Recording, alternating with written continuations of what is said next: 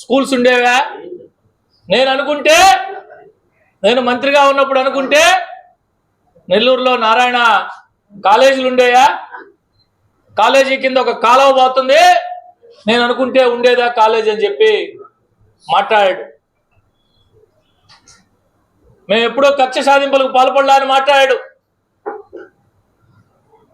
Extra artist, నువ్వు irrigation శాఖ మంత్రిగా ఉన్నావు, జలవనరుల శాఖ మంత్రిగా. నువ్వు చెప్పే కాలువ, కాలేజీ కింద కాలువ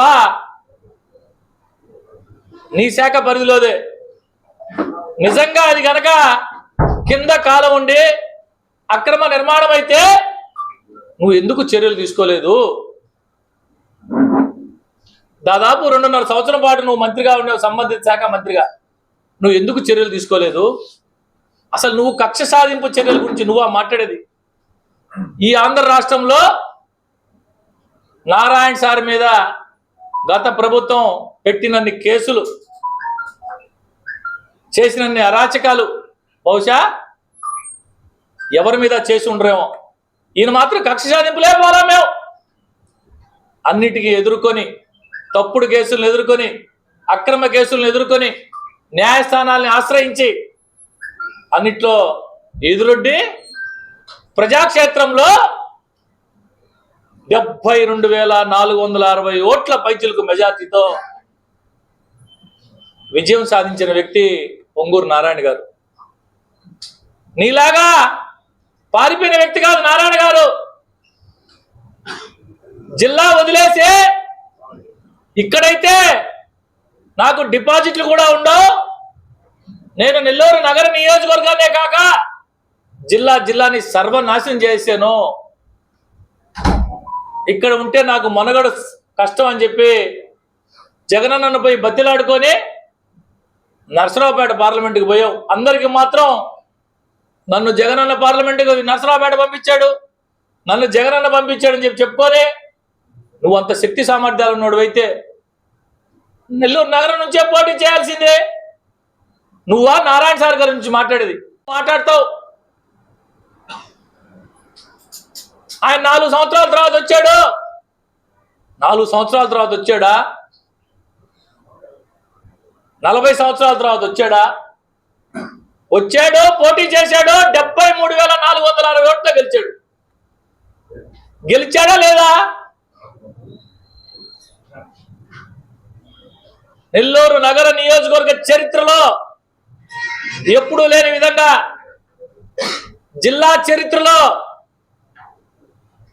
బై ఎలక్షన్లో కాదు, సార్వత్రిక ఎన్నికల్లో ఎప్పుడూ లేనంత మెజారిటీ నారాయణ సార్ గారు ప్రజలు పట్టం కట్టారు. ఆయన గురించే నువ్వు మాట్లాడేది. రాబో రోజుల్లో నేనేందో చూపిస్తా. పేరెత్తకుండా వేమిరెడ్డి గారి గురించి కూడా ఒక మాట ఆడకపోయి ఆయన నా వల్ల ఏదో ఈయన వల్ల పాపం గెలిచేశారంట వేమిరెడ్డి గారు, వారి సతీమణి ప్రశాంత్ రెడ్డి గారు. కనీసం వారి పేరు ఉచ్చరించే అర్హత ఉందా నీకు అని అడుగుతున్నా. వారి పేరు ఉచ్చరించే అర్హత ఉందా నీకు అంటున్నా. నువ్వు కూడా వాళ్ళ గురించి మాట్లాడితే వినేదానికే చాలా అసహ్యంగా ఉందని చెప్పి ఈ సందర్భంగా తెలియజేస్తాం. వేమిరెడ్డి గారు ఎక్కడెక్కడో సంపాదించి ఆయన కష్టార్జితంతో సంపాదించుకొని అనేక రకాల సంక్షేమ కార్యక్రమాలు తను పుట్టి పెరిగిన జిల్లాకి చేయాలని రాజకీయాలకు రాకముందు నుంచే విద్య, వైద్యం, త్రాగునీరు అనేక రంగాల్లో సేవ చేస్తున్న వేమిరెడ్డి ప్రభాకర్ రెడ్డి గారు ఎక్కడ? ఒక రాజకీయ నాయకుడు ఈ విధంగా చేస్తాడా? ఆశ్చర్యం. లంచం తీసుకున్నా నువ్వెక్కడ? నోరు లేని మూగ జీవాలు, బర్రెల సంత, వాళ్ళని బెదిరించే నాకు తెలిసి ఏ రాజకీయ నాయకుడు చేయడమో. నోరు లేని మూగ జీవాలు, బర్రెల సంతాల కాడ లంచం తీసుకున్న నువ్వెక్కడా? ఎక్కడో కష్టార్జితంతో సంపాదించుకొని వచ్చి జిల్లాలో, తను పుట్టి పెరిగిన జిల్లాలో ప్రజలకి సేవ చేసే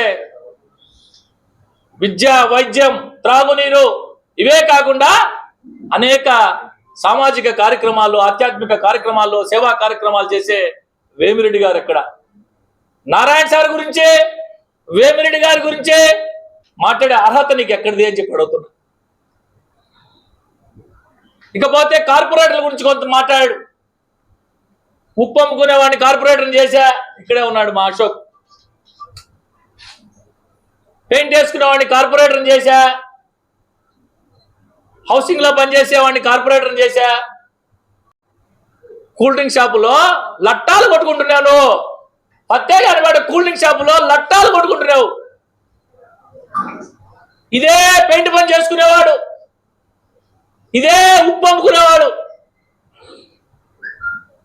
ఇదే హౌసింగ్ లో పనిచేసేవాళ్ళు, అనేక రంగాల్లో పనిచేసే వాళ్ళందరి కష్టం, వాళ్ళందరి చెమట, వాళ్ళందరి రక్తం కరిగిచ్చే నిన్ను ఎమ్మెల్యేని చేశాడు.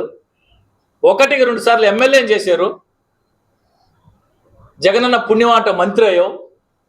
నువ్వా కార్యకర్తల గురించి మాట్లాడేది? ఇక్కడే ఉన్నాడు సోదరుడు హాజీ. చిన్నపిల్లోడు అప్పటి నుంచి, బహుశా రాజశేఖర రెడ్డి గారు చనిపోతే అప్పట్లోనే రక్త తిలకం దిద్దిన హాజీ కార్యకర్త. నీతో తిరిగే చెంచాగాళ్ళని పంపించే హత్యాయత్నం చేయించావు. అధికారాన్ని అడ్డం పెట్టుకొని 324 కేసు కట్టించి బయటికి తీసుకొచ్చుకున్నావు. నువ్వా కక్షలు, అక్రమ కేసుల గురించి మాట్లాడేది? మాకైతే పోలీసులు కావాలా, ఆయనకైతే ఏం అవసరం లేదంట. చాలా సార్లు విన్నాం ఇది గతంలో. నేనేందో చూపిస్తా రకరకాలుగా. నేను ఈరోజు అడుగుతున్నా సూటిగా, నాకు 44 ఏళ్ళేను, నేను ఇంకో 20 ఏళ్ళు ఉంటా. ఒక్కడే నీ రాజకీయ జీవితంలో ఒక్కడే చంపదెబ్బ కొట్టేవాని అడుగుతున్నా. నేను 60 రోజులకు సిద్ధపడున్నా, 90 రోజులకు సిద్ధపడున్నా, అవసరమైతే 6 అడుగుల సమాధికి సిద్ధపడున్నా. చెప్పేవాడు ఎవడు చేయడు. మాలాంటోళ్ళం ఉప్పు అమ్ముకునేవాళ్ళం, పెయింట్ వేసేవాళ్ళం, కష్టం చేసేవాళ్ళం, రక్తానికి చెమటగా మార్చేవాళ్ళం. మేము కష్టం చేస్తే మా కష్టంతో శాసనసభ్యుడై, మంత్రి, కార్యకర్తల్ని అన్యాయం చేసి జిల్లాని సర్వనాశనం చేసిపోయి నువ్వు ఈయనేదో వచ్చి కొత్తగా తయారు చేస్తా అంటే కొత్తగా. మా 15 ఏళ్లలో 5 ఏళ్ళు మాత్రమే అధికారంలో ఉండాం, 10 ఏళ్ళు ప్రతిపక్షంలో ఉండాం. మేము ఉండినప్పుడు నువ్వు ఉరికే బొమ్మవే. చేసిందంతా మేము. ఈ పెయింట్ అమ్ముకునేవాడు, ఈ ఉప్పు అమ్ముకునేవాడు, ఈ హౌసింగ్ లో పనిచేసేవాడు, మేము చేసింది ప్రతిపక్షంలో. నువ్వు కాదు, నువ్వు ఉత్సవ విగ్రహాన్ని నువ్వు చెయ్యి. ఇప్పుడు చూపించు, ఏదో చేస్తా ఉంటావు కదా, రా వచ్చి చెయ్యి. మైక్ తీసుకొని ఊరికే నేను ఇంకా మంత్రి అనుకుంటున్నాడో ఎమ్మెల్యే అనుకుంటున్నాడో మాకైతే తెలియదు. ఒక దళితుడు 15 సంవత్సరాలు నీకు చెప్పులు మోసాడు, టీ కప్పులు తెచ్చాడు, అన్నం పెట్టాడు. నా బిడ్డను చదివించుకోనాయా, ఐటీఐ చదివించాను, షిఫ్ట్ ఆపరేటర్ పోస్ట్ వస్తుందని. వెంకటేశ్వరపురంలో షిఫ్ట్ ఆపరేటర్ నాకు ఇమ్మంటే 7 లక్షల రూపాయలకు అమ్ముకున్నోళ్ళు మీరు. ఒక దళితుడు 17 ఏళ్ళు రాజీవ్ భవన్ పెట్టిన రోజు నుంచి మాతో ప్రయాణం చేసినాడు. పెడతాడు, నువ్వు తిరిగి వస్తే కాళ్ళు నొప్పులుగా ఉన్నాయి రా సేనా అంటే కాళ్ళు ఎత్తేవాడు. నా బిడ్డను చదివించుకున్నానా షిఫ్ట్ ఆపరేటర్ పోస్ట్ కోసం. నా సొంతూరు పాటూరు వెంకటేశ్వరపురంలో సబ్స్టేషన్ పడతా ఉంది, ఇవంటే ఇప్పిస్తాను రా అని చెప్పి నీతో తిరిగే చెంచాగాల చేత 7 లక్షల రూపాయలకి అమ్ముకున్నాడు నువ్వు, అమ్మించుకున్నాడు నువ్వు. నువ్వా మాట్లాడేది కార్యకర్తల గురించి? నువ్వా మాట్లాడేది? వెన్నుపోటంట. నీకంటే వెన్నుపోటుదారుడు ఎవరు? ఇక్కడున్న మా అందరి కష్టంతో ఎమ్మెల్యే అయింది. ఇక్కడున్న మా అందరి కష్టంతో వెన్నుపోటుదాన్ని అసలు క్షమించాలంట. అసలు నువ్వు ఎవడు క్షమించేదానికి? అసలు నువ్వు ఎవడు అని? నీకేం సంబంధం నెల్లూరు నగర నియోజకవర్గంతో కానీ, నెల్లూరు రూరల్ నియోజకవర్గంతో కానీ? నువ్వు ఎక్స్ట్రా ఆర్టిస్ట్వి. నేను కూడా ఉన్న ఎక్స్ట్రా ఆర్టిస్ట్గా గతంలో కొద్దిగా లేదా. ఎర్రగొండపాలెంకున్న ఎక్స్ట్రా ఆర్టిస్ట్గా, అబ్జర్వర్గా, కొండేపుకున్న ఎర్రగొండలో నీటిగా ఉన్న ఎక్స్ట్రా ఆర్టిస్ట్గా. నువ్వు ఎక్స్ట్రా ఆర్టిస్ట్ లాగా ఉండు. పాపం జాలేసింది ఆ చంద్రశేఖర్ రెడ్డి గారిని చూసి. నేను సాయంత్రం ఆ వీడియోలు చూసా, మొత్తం జాలేసింది పాపం. అయ్యో చంద్రశేఖర్ రెడ్డి సార్ ఏందబ్బా మా చంద్రశేఖర్ రెడ్డి సార్ పరిస్థితి.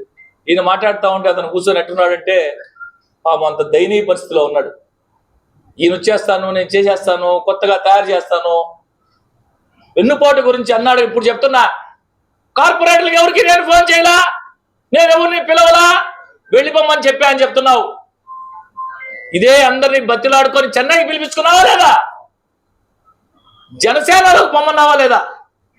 ప్రమాణం చెయ్యి. ప్రమాణాలు సరిలే, నీ కొత్త కాదు, గతంలో ఎప్పుడో గుర్తుంది. అయ్యప్ప స్వామి మాలేసుకొని సాక్షి టీవీ కదా ఇంటర్వ్యూ ఇచ్చినాడు. అయ్యప్ప సాక్షిగా నేను అవినీతి అంటే నాకు తెలియదు, అయ్యప్ప సాక్షిగా నాకు అవినీతి అంటే తెలీదు, నేను లంచాలు తీసుకోలేదు, నాకు తెలియదు. గాంధీ షాపుల్లో లంచాలే తీసుకోవాలా, భాగాల పేరుతో డబ్బులు తీసుకోవాలా, లేఅవుట్ల కాడ మేమేం చేయలా. నీకు ప్రమాణాల గురించి ఎందుకు? కార్పొరేటర్లందరినీ బతిలాడించుకొని చెన్నైకి పిలిపించుకొని జనసేనలో బొమ్మన్నావు నువ్వు. వెన్నుపోటు అది నువ్వా నేనా? మేమా? నిన్నింత స్థాయికి తీసుకొచ్చిన వైఎస్ఆర్ కాంగ్రెస్ పార్టీకి వెన్నుపోటు పొడవాలనుకు నువ్వు. నీ మాట ఎవరు ఖాతరు చేయలా. నేరుగా వచ్చి పొంగూరు నారాయణ గారి నాయకత్వంలో పనిచేసేదానికి తెలుగుదేశం పార్టీలో చేరాడు. అందరినీ బతులాడుకున్నావు, జనసేనలో బొమ్మన్నావు, జనసేన వాళ్ళతో మాట్లాడావు. నువ్వా వెన్నుపోట్ల గురించి మాట్లాడేది? నువ్వా? చాలా రోజులు ఎందుకులే ఎందుకులే ఎందుకులే అనుకుంటా ఉన్నాం. మేము అడుగుతున్నాం మీ ద్వారా, ఏం ఉప్పమ్ముకునేవాడు కార్పొరేటర్ కాకూడదా? కాకూడదా? ఏం పెయింట్ పని చేసుకున్నాడు కార్పొరేటర్ కాకూడదా? కాకూడదా అని అడుగుతున్నా. హౌసింగ్ డిపార్ట్మెంట్లో పనిచేసుకునే వాళ్ళు కార్పొరేటర్లు కాకూడదా? పాపం నా మిత్రుడు, చిన్ననాటి మిత్రుడు, ఆప్యాయంగా నోరారా మావా మావా అంటాడు కనబడితే, ఎదురు పెడితే. షేక్ ఖలీల్ అహ్మద్, ఎండి ఖలీల్ అహ్మద్, మహమ్మద్ ఖలీల్ అహ్మద్ నా దగ్గరికి వచ్చాడు. మావా వద్దు, నేను గొంతుకోయేస్తున్నారు, ఎంత మేరకు అవకాశం ఉంటే అంత మేరకు వెనకేసుకో, జీవితం కనీసం నీ కుటుంబం అయినా బాగుపడుద్దని చెప్పకూడని మాట చెప్పా. నేను టికెట్ అనగానే అయిపోయింది, ఓడిపోయాడు, ఉన్న డిప్యూటీ మేయర్ పోయింది, ఉన్న కార్పొరేటర్ పోయింది, ఏవి పోయినాయి, ఉన్నటువంటి ఇన్ఛార్జ్ కూడా తీసేసి ఇంకో గాలికి ఇచ్చారు. ఇది మైనార్టీల మీద నువ్వు చూపించే కపట ప్రేమ. మాటగా ముందు మైనార్టీలు మైనార్టీలు అంటావే. ఏ 1-2 సార్లు కార్పొరేటర్గా పనిచేశాడు, డిప్యూటీ మేయర్గా పనిచేశాడు, నియోజకవర్గ ఇన్ఛార్జిగా ఉండేదానికి అర్హత లేదా? నీ ఓట్లున్నాయి, అందుకోసం ఇక్కడ ఖలీలు పెడతా అని పార్టీని గొంతు కోసి, పార్టీకి వెన్నుపోటు పొడిచి సర్వనాశనం చేసి నీ స్వార్థం కోసం పెట్టిపోయింది. ఏమి ఈరోజు ఉండపళంగా ఖలీల్ అహ్మద్ ఎందుకు తీసేయాల్సి వచ్చిందని అడుగుతున్నా. ప్రసన్న కుమార్ రెడ్డి గారు తీలేదే, కాకాని గోవర్ధన్ రెడ్డి గారు తీలేదే, రామిరెడ్డి ప్రతాప్ రెడ్డి గారు తీలేదే, మేకపాటి విక్రమ్ రెడ్డి గారిని తీలేదే, మేకపాటి రాజగోపాల్ రెడ్డి గారిని తీలేదే. ఓన్లీ నా చిరకాల మిత్రుడు, మామా అని ఆప్యాయంగా పిలిచే మహమ్మద్ ఖలీల్ అహ్మద్ మాత్రం తొలగించే పర్వతరెడ్డి చంద్రశేఖర్ రెడ్డి గారికి బాధ్యతలు అప్పచెప్పారంటే, మైనార్టీ సోదరులారా ఆలోచన సాగించండి. ఎవరు నిజంగా పనిచేస్తారో, ఎవరు కపట ప్రేమ వాయిస్తారో ఆలోచన సాగించమని అడుగుతున్నా. చిట్ట చివరగా నేనేదో వారంలో 4 రోజులు ఉంటా, నేనేందో చూపిస్తా, అనేక సంవత్సరాలు చూసి చూసి చూసి చూసి నువ్వు మంత్రిగా ఉన్నప్పుడే ఏం చూపించలేకపోయావు, అధికార పార్టీ ఎమ్మెల్యే ఉన్నప్పుడే ఏం చూపించలేకపోయావు, కొత్తగా ఏమి చూపిస్తావు? కొత్తగా ఏమి చూపిస్తావు? నా పిఏని అనవసరంగా సస్పెండ్ చేశారు. పిఏ లాగుంటే ఎవడు సస్పెండ్ చేయడు, పిఏ లాగుంటే ఎవడు సస్పెండ్ చేయడు. చట్టపరంగా ఎన్నికల నియమాలు ఉల్లంఘించి ఆయన మొత్తం తానే పోటీ చేస్తున్నాడు, పనిచేశాడని చెప్పి కంప్లైంట్లు పెట్టారు. ఎవరో ఎలక్షన్ కమిషన్ చర్యలు తీసుకుంది. మాతో వచ్చాడని 10 ఏళ్లు పనిచేసినటువంటి కార్యకర్తల్ని, జెండా మోసిన కార్యకర్తల్ని నిర్దాక్షిణ్యంగా ఉద్యోగాలు పెరిగిచ్చేసావు. నువ్వా మాట్లాడేది? నీ పిఎన్ తీసేస్తే, నా పిఎన్ తీసేశాడు, మా కార్యకర్తలు ఇబ్బంది పెడుతున్నారు. చాలా అసహ్యంగా ఉంది వినేదానికే. ఇప్పటిదాకా ఈ 100 రోజుల్లో తెలుగుదేశం ప్రభుత్వం చంద్రబాబు నాయుడు గారి ఆధ్వర్యంలో ఎట్టి పరిస్థితుల్లో కక్ష సాధింపులకు వద్దు, అభివృద్ధి సంక్షేమం మీద దృష్టి పెట్టండి, ప్రజలకు కావాల్సిన మౌలిక సదుపాయాల కల్పన మీద దృష్టి పెట్టండి అని చెప్పిన దాని మీద మా నాయకుడు పొంగూరు నారాయణ గారు ఎట్టి పరిస్థితుల్లో ఎవ్వరు కూడా గతంలో జరిగిన మాదిరి చేయవద్దు అని అనేక సందర్భాల్లో టెలికాన్ఫరెన్స్ లో కావచ్చు నేరుగా చెప్పిన దాని మీద మేమందరం మా వాస్తవిక మనస్తత్వానికి విరుద్ధంగా పనిచేసుకుంటున్నాం. ఈయనేదో చూపిడానికి ఎవరు అవసరం లేదంట. ఏం చూపిస్తావు రా, దసరా నుంచి వస్తా అంట. ఓ అమ్మ భయపడి చాలా వెంకటేశ్వర ఒక బాడి పోతా అంట, ఇంకొక ఆయన పోతా అంట. భయపడిపోయి ఉన్నాం మేము. ఎంత నీ మనస్తత్వం, నీ చించిత మనస్తత్వం. పెయింట్ పని చేసుకునేవాడు కార్పొరేటర్ చేసి కాకూడదా? ఉప్పు అమ్ముకునేవాడు కార్పొరేట్. మరెన్నో వీడియోల కోసం మా ఛానల్ ని సబ్స్క్రైబ్ చేసుకుని పక్కనే ఉన్న బెల్ ఐకాన్ ని క్లిక్ చేసి యాక్టివేట్ చేసుకోండి.